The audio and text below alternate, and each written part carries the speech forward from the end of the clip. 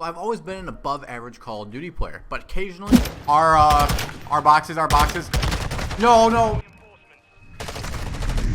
This does still happen.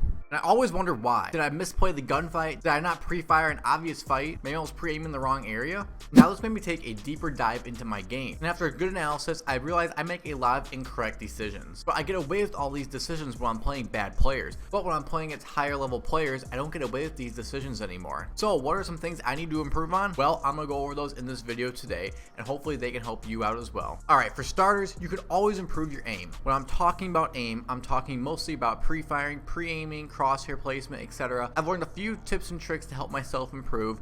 Those would be to keep your crosshair wherever the enemy is most likely to come from, pre-fire when you think someone's coming around a corner or an area. This all sounds good, but there's an underlying fact here that I've been missing, I feel like. Map knowledge and spawn knowledge. Learning the maps and spawns are a crucial part of the game. This involves not only knowing where you are relative to the enemy, but also knowing where your teammates are. This will determine the new spawns.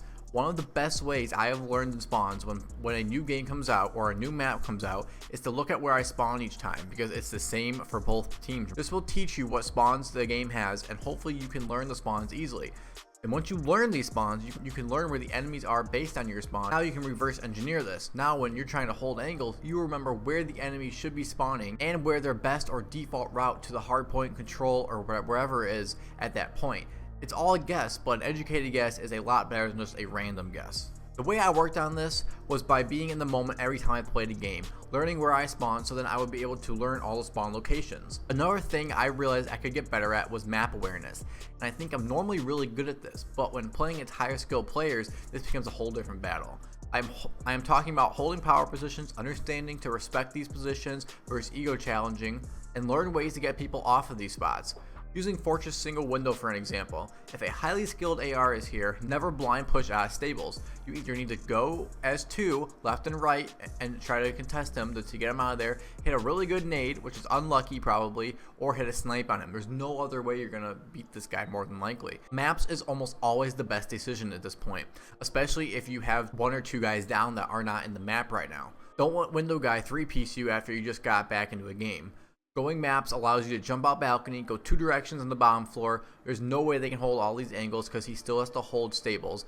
You might have to kill one to open up this opportunity though, because someone might be holding top maps. I did this by learning the power positions and power setups and how to identify these. Learning the power positions is easy. If you feel you have no chance at killing somebody in a particular spot while coming from a place, that's probably the power position on that map. So using single window on a Fortress for example, running out stables is not a good idea there. Now let's take hotel map for example. Never contest somebody on Godheady. That is just never, you never want to contest that.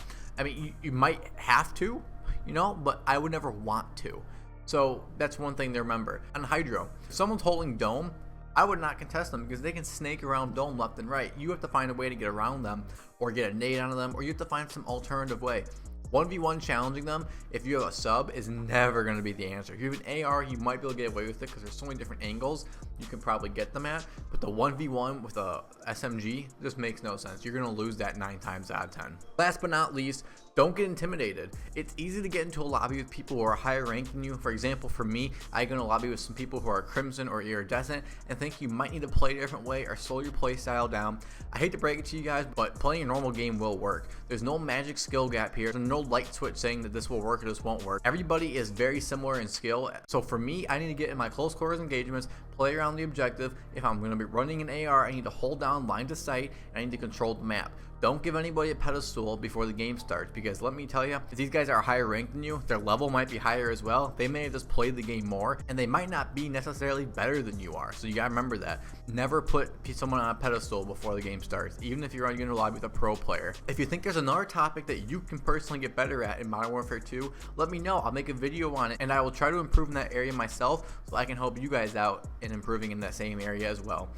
Hope you guys all enjoyed the video. Be sure to drop a like and subscribe. Hope this video helped you guys out. The goal of the video is to get you guys to put some things in your head to make you think a little bit more about what you're doing in the game.